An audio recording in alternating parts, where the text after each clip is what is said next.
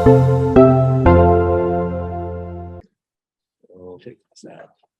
this is a case given to me by Dr. Cohen. My name is Nabeel Zafrulla, one of the PGY 3 residents. You gotta see it. Let me see this.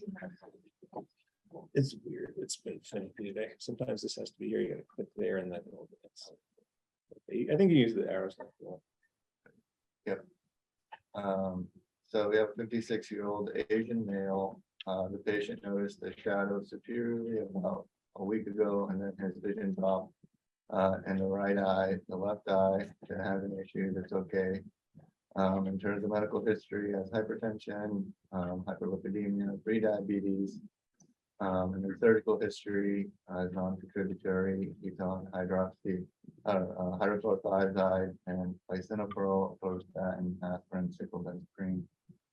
Visual acuity is hand motion in the right eye, 20/40 in the left. IOPs are normal anterior segment, this mild cataract, and then posterior pole has vitreous hemorrhage in the right. So this is the eye. Sorry, go ahead. This eye had a vitreous hemorrhage, so you couldn't see it. So all you have is a B scan. Yeah. So this is a B scan showing the optic nerve. It looks like it's a horizontal axial. If the top view is nasal, it looks like there might be an elevation of the retina or the choroid in the macula.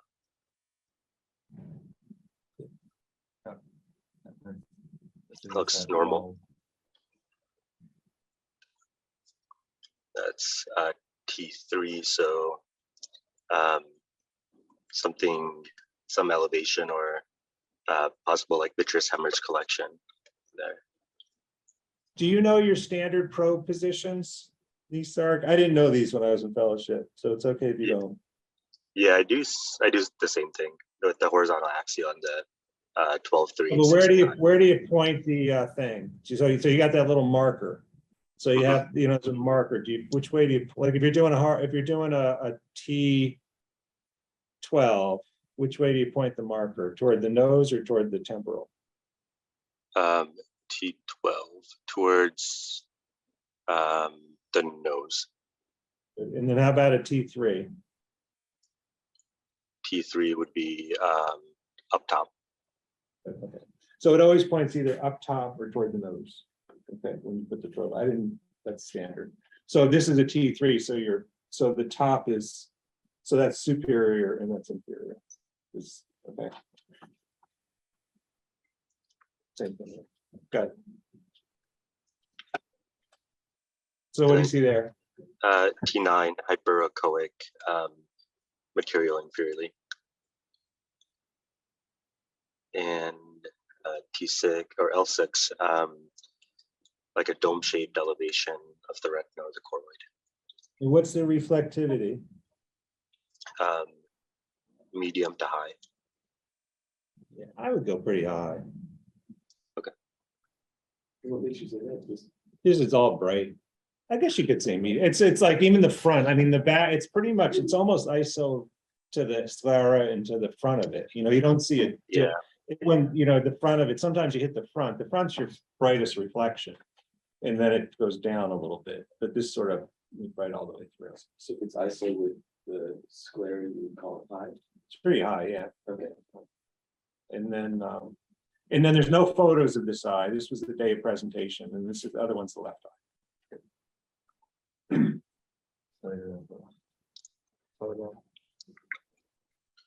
So fundus photo of the left eye, medius clear, nerve is normal. Vessels look relatively normal, some mild AV nicking. In the central macular, there's some pigmentary changes and some areas of hypopigmentation, the paraphobia, and then supratemporal macula. Okay, here and here you're talking about. This is a long case, so I'm sort of helping a little bit. Okay, this was not obvious, but what do you think about that? I suspect that's a PED with maybe a little spot of heme there. It looks kind of red, doesn't it? Mm-hmm. Okay, good.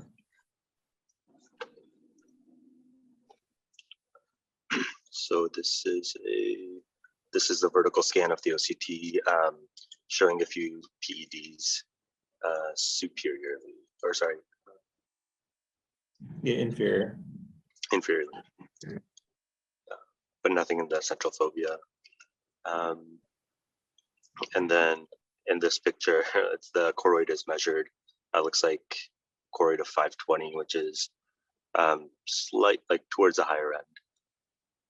But pretty high. the lines, yeah, the line scans look normal.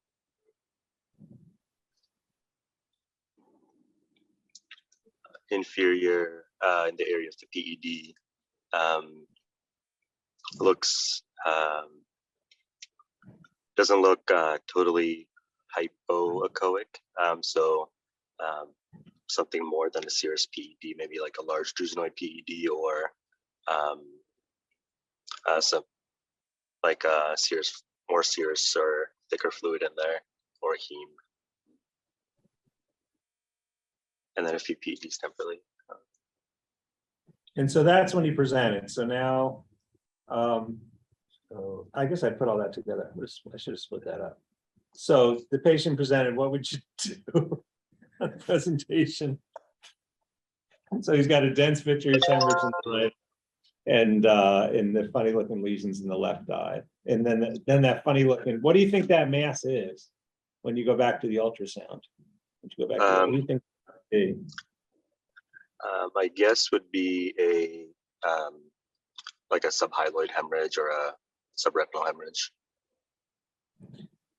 Yeah, it's probably subretinal, but it could be a tumor. This case really worried me. yeah. So it could be a tumor. It's unlikely. I guess it could be, but with the vitreous hemorrhage, you just don't know. So so anyway, so I did a vitrectomy. It was interesting. Dr. Crane had just joined. No, she'd been in our practice. She's nice here. Dr. Crane was in the OR that day, and she was surprised I took the lens. If you look at the, I was a little nervous about the case, and I just couldn't see the. I was worried about the angles with the mask back there, and I was starting to clear out the vitreous, and he was faking, and I just took the lens out. I think if it's safer, you just take the lens. Yeah, it's. I think this is the first case I've had to take the lens in about 20 years. But you don't want to go chopping up the retina, and you don't want to cut the lens and leave it, you know. And I was having trouble with space, so I just took the lens out. And then Was it because it was anterior? Yeah, the lens, the view wasn't good. I was trying to get the blood. There was that mass that was pretty high. I was getting my instruments in, and I thought, you know, I don't want to. Just took the lens out. It just wasn't comfortable for me. Okay. And I couldn't get the view to clear. And then I did biopsy. I did take a sample transsclerally of where the detachment was, and I sent it to pathology. It was just kind of freaking me out a little bit. It came back as nothing really. Okay, then these are the next Yeah, pictures. so this is, after the vitrectomy, 3 days after When you're intraocular, presentation. during surgery, after the vitreous was cleared, like did you get like really good visualization? Yeah, this is kind of what I saw. So it looked pretty. I had him come in. This is the very next day after the surgery. That's what it looked like. So fundus photo of the right eye, the optic nerve is seen, the vessels look grossly normal. Looks like retinal folds in the inferior macula, and then shadows superiorly and inferiorly, so you can't see it too well. And can you see the vessels anywhere, the retinal vessels? I see them on the nerve and then on the retinal folds. Over here, you mean? Yeah. Okay. Yeah, so that's subretinal dark stuff, Oh, okay. probably blood. And then supranasal, there's a hypopigmented area in the periphery, and then maybe some drusen nasally. And then inferiorly, I guess that's probably the mass. Yeah, the dark Kind of stuff. like, yeah, okay.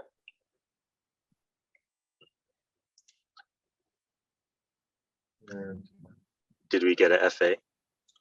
Or the same. Yes. It's a lot of images. So there's your FA.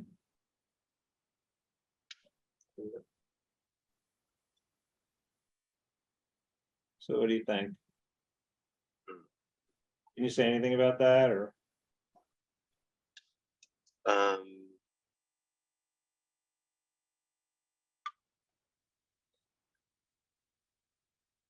Can you go back to the one where you can see supranasally? Yeah. So I was trying to see, or trying to figure out what the hyperfluorescence is under the vessels there.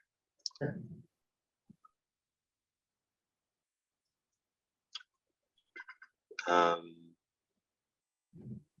Maybe Maybe a large area of like subretinal fluid there. Yeah, blood, this is years ago. You weren't, I don't think you were here. We talked, blood can sometimes hyperfluoresce. It's weird. You get autofluorescence Okay. sometimes from blood.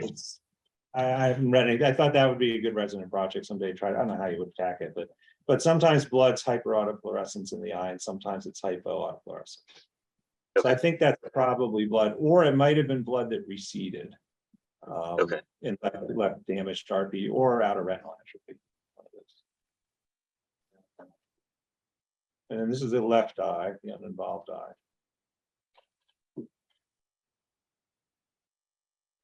So what do you see there? So in the paraphobia, some speckled areas of hyper and hypo fluorescence. If you could go to some of the later images, we can see if it increases or if it's sustained.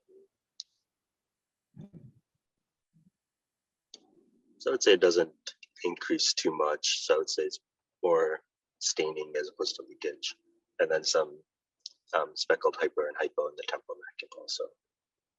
And what about we got the OCT last time. I don't think I got it again. So what about that PED down here? Does that, what do you? So it's PED's pool. So I'd expect it to pool. And looks like there's, I guess, incomplete filling of the PED. Nice. Yeah. This is the ICG the same day. Excuse me. We'll go, you see much on the right eye? Two photos. So I guess the like superior area, it's very hypofluorescent on ICG, and then supranasally, don't see much of that. I guess it's a very late one, so maybe like a choroidal perfusion defect superiorly. So this is, what's the dark spot here? Is that non-perfusion or blocking? Not, or I guess it could be subretinal, blocking subretinally. And what's blocking the eye, do you think? Heme. Blood. Interestingly, does blood block ICG? No, it doesn't. Oh, it can. I actually did that study a long time ago. It's a thickness thing. So the wavelengths are such that if you had a thin subretinal hemorrhage, we generally get ICG, a thin hemorrhage, it'll go through because the wavelength is, I think hemoglobin absorbs like 400 or 500, and the wavelength's about 800. So it'll go through a thin layer of blood, but at a certain point, it just won't go through. So basically, if you compare this image to the fluorescein, which I don't think we need to do this, you would probably see that the fluorescein blocks a little bit more. So when you get to the edge, you know the difference. It's kind of interesting.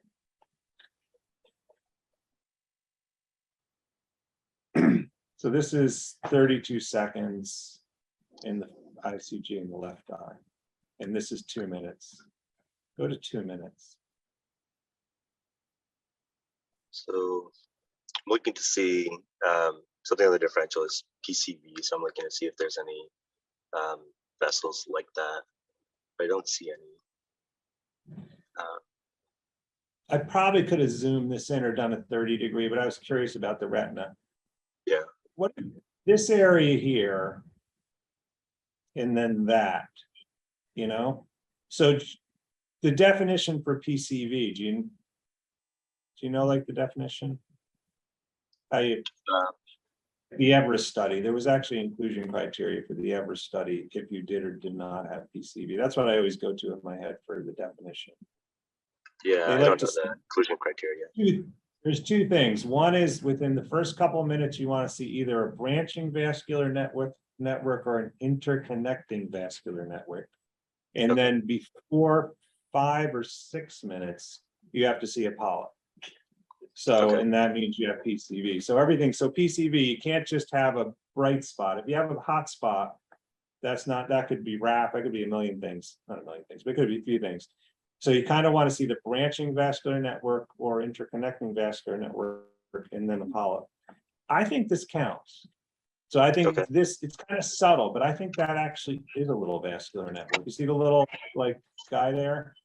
You know, now that you can, it's like looking at a Rorschach. I mean, you can see anything you want in these pictures, but if you have a massive subretinal hemorrhage in the other eye, and then this side, and he's Asian, and he's got this bump here that looks kind of red, and then this is going here. I think that altogether does mean that ICG is probably PCV, and that's actually kind of a nice PCV ICG. Okay. We don't see him all the time. And it doesn't do a lot later on. You know, that's why you need the early, that's why the early, you kind of need a 1 or 2 minute, and then you need your 5 or 6 minute for PCV. Because a lot of people shoot ICGs, they just wait till 10 minutes to look for a net. And at that point, you're kind of past the PCV diagnosis. Okay. Good to know. So anyway, so what's your differential diagnosis? PCV, melanoma, CNVM for a different reason. Could be CSR causing a CNVM. Oh, and that's the other thing, the choroidal thickness. Yeah. So that's a PCV thing. So you get so pachychoroid can be CSR, but you don't usually get pachychoroid in AMD. So if you see pachychoroid and the neovascular membrane, that's often PCV too. So I thought he kind of had a lot of stuff. Okay, I'll let you talk. Yeah, Nabeel's been working his tail off on that. so if you have just to summarize the findings, you have like a large mass-like lesion on B scan in the right eye, and then mass/hemorrhage involving most of the retina, found to be hemorrhagic intraoperatively, like Dr. Cohen said, when you did the vitrectomy and the biopsy transcalarly. And then the left eye, we had patches of orange-red lesions with bulb-like formations on OCTs at multiple small and one large PED in the inferior macula. And the FA, we had leakage or staining and bulb-like appearing hyperfluorescence in areas of the orange lesions. And then the ICG showed early subretinal hyperfluorescence and nodule green polyps with hypofluorescent halo around the nodule. And then he also mentioned the branch-like formation. So I think he covered all the differential diagnosis, other than the pathological one was a stretch. But otherwise, yeah, they're all there.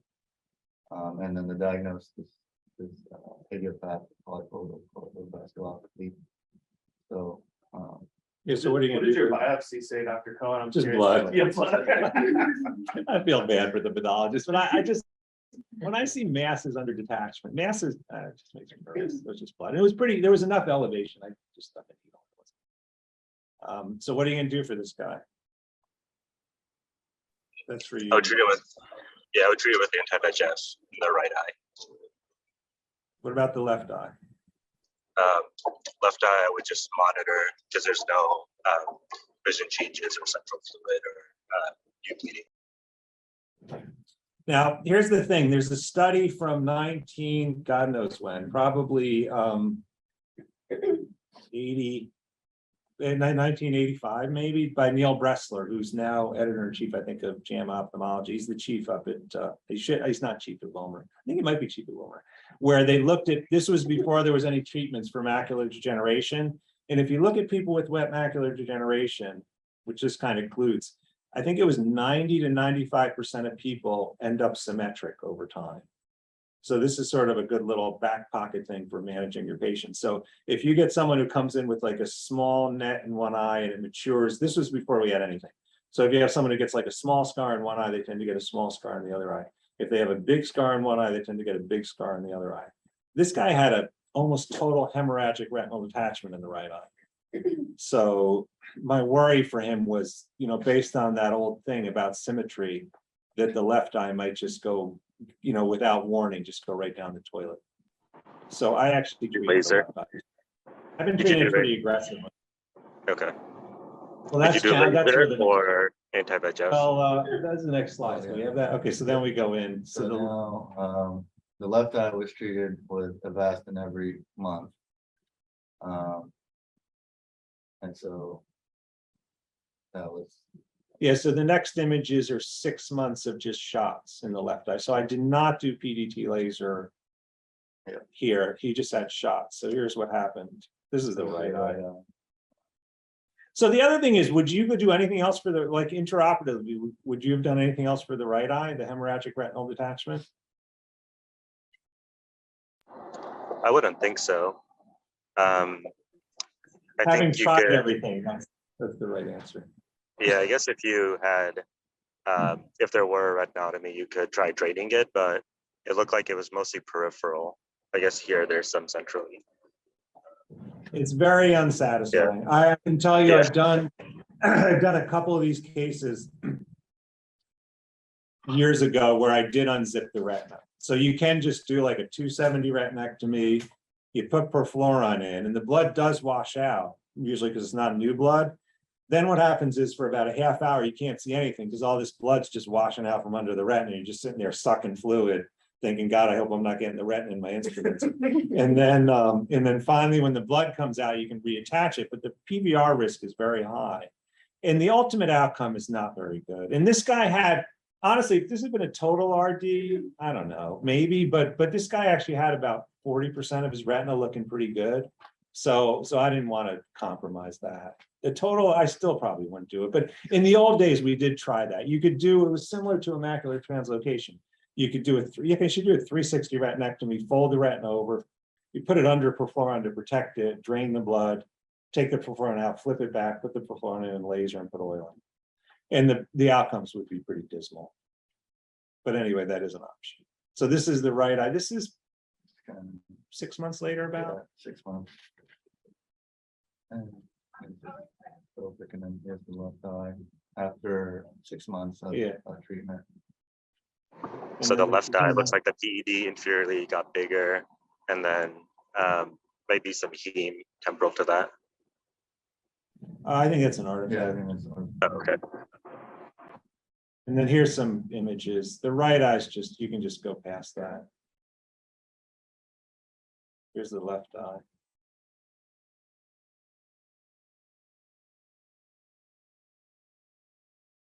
So what do you see there?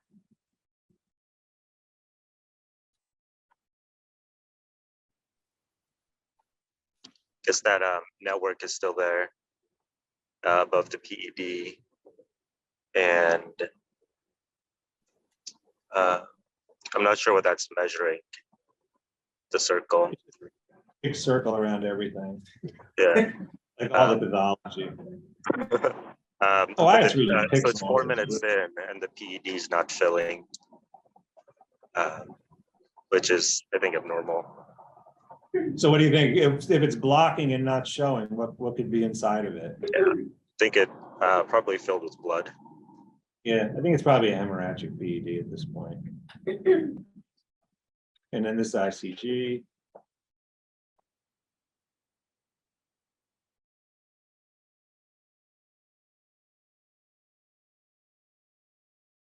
So what do you see there? Blocking again in the area of the PED. About that adjacent funny thing. It hasn't changed that much, It's probably a little bigger, maybe. It might go out to here. Okay.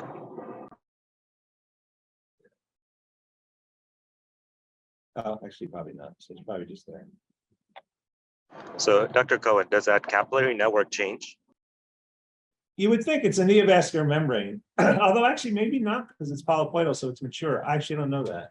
I would think it would grow because things grow, but polypoidal, the thought is that those are kind of mature, that they're not. That's a good question. I'm not sure. I think it's in my presentation later. Oh, okay. Oh, good. Nobody else can tell us. And then here's OCT. Yeah, so the OCT looks like it's uploaded into PED with hyperreflectivity with the shadowing. So what's your option for the non-responsive left eye? Scan Avastin. And then you said you were continuing to give him Avastin? You got 6 months of Avastin to this point. Okay. So this is, I think the surgery, initial surgery was December, January, we're at July. He's been getting Avastin monthly for 6 months, and that thing's just getting bigger. Yeah, the PED keep bigger. So Okay. you can do PDT. And then I think back in the day, people like would maybe just zap the network, like the vascular network. Laser it? Yeah. I mean, with a regular laser or PDT it? I would PDT. You could PDT it. There's actually PDT, extramacular PDT. You don't really have to pull back on your spot size. It's not going to do anything. Would you do full fluence or half fluence? Half fluence. I would do full. Okay, if it's not macular and this is kind of scary, I would do. And usually non-macular stuff, I'm pretty free with full fluence if it's not central. Okay. And this isn't really central serous. Central serous is the half fluence. You know, it's interesting. I was listening to a talk, I don't know where, last weekend. I think it was the Bascom Palmer meeting. There's been a shortage of Visidyne, and there's people in Europe who've been doing PDT without Visidyne for central serous and actually getting a response. So the central serous is your response to almost anything, but this is not central serous. So this is more significant. So anyway, so then you see what happened. We've been trying to get Visidyne for a patient for the past couple of months, and they said earliest we could get is January. Yeah, there's some weird shortage. Is there a central serous patient? Yeah, central serous chronic. Try just PDTing it. Yeah, it's a good idea. Do that. I have to tell you, this is not to throw in a million gas stories, but when I did a year with Dr. Gas, and the first laser to come out with ophthalmology was the Ruby laser, which was really worthless because it was such a low energy. But he said he still missed it because it was so good for central serous. He said that like it's central serous, like anything, almost any little anything will help it go away. So it'd be interesting. Just maybe get a paper out of it, do the PDT without Visidyne. Anyway, go ahead. Yeah, so you just kind of like a summary of what happened in the right eye. Was a hemorrhagic retinal detachment, and there was vitreous hemorrhage, massive subretinal heme covering about 3/4 of the retina, and so there was also cataract, so partial vitrectomy, lensectomy, and then biopsy of the heme, and then about a year later, aqueous lens was put in, and then the left eye, he got 7 months of Avastin, the PET kept going, and then PDT was done and had a great response. What was the final vision in the right eye? Not very good. I think it was 5/220. He was very disappointed. This may or may not happen to you guys in the future. To try to figure out whether it was worth suturing a lens in the eye, we actually put a lens up to see what he saw better. So I think I did like a +12 or a +10 in the office, and he was thrilled. His vision was so much better. And so then when I went to suture the lens in, he's been perpetually disappointed. And do you guys know why that is? The difference between an intraocular lens and a plus lens held in front. The closer it gets, the lower the power. You lose the magnification. So so a plus, so in addition to the +12, he probably got like a 30% magnification. So he was disappointed he didn't get that with his intraocular lens. So that one, I think that's maybe 5/200. Do you have it in there? Or if you have the vision? I don't think I do. Does he still have some temporal field? Oh yeah, it's not a bad eye. And actually the temporal field's nice to have, Yeah. you know?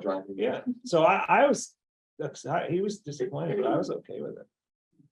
It was good. His son's a PA. He's sort of a tough, he's like, he's a Korean guy. He's like this silent, like I think stern father. His kids are very accomplished, and I think he just looks disapproving all the time. Like my parents are like that. My parents always look like you could, win a Nobel Prize. They just look disapproving. Then we just have the right eye. way later with a bunch of fibrosis and scarring. The left eye. The BD is a little bit smaller.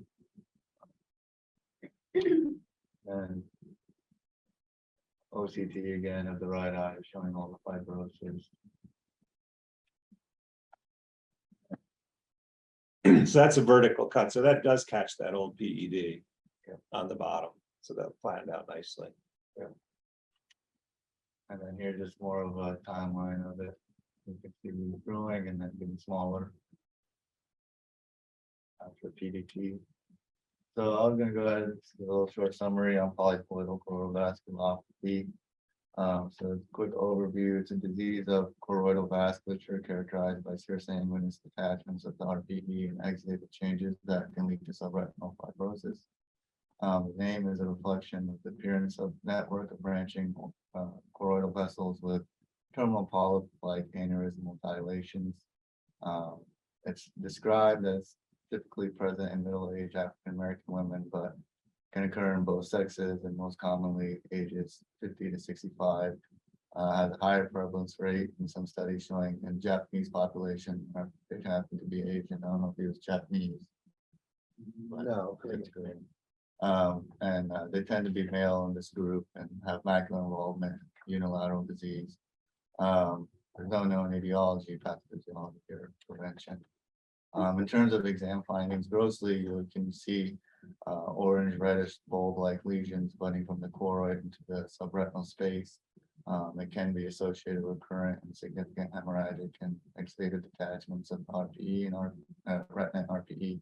And then, like our patient, you can have breakthrough vitreous hemorrhage. In terms of the diagnostic testing, the best imaging technique is the ICGA. FA typically you can do, but it'll resemble choroidal neovascular hemorrhagization and dry or wet AMD, and so it's difficult to ascertain between the two with just the FA. But on the FA, you can see peripheral notch at the margin of the serous PDD, which can give the location of the polyp. You have RPE atrophy, which can show up as window defects and hemorrhages, which cause blockage.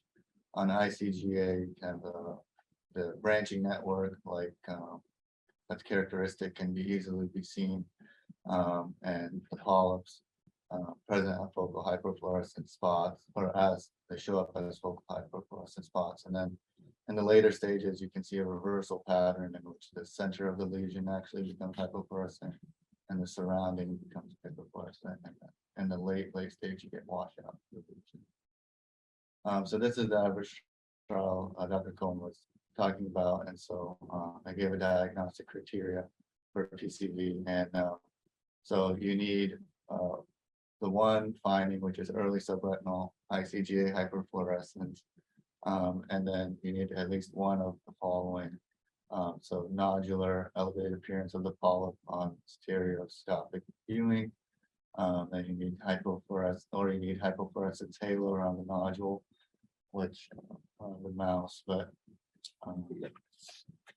kind of showing in these,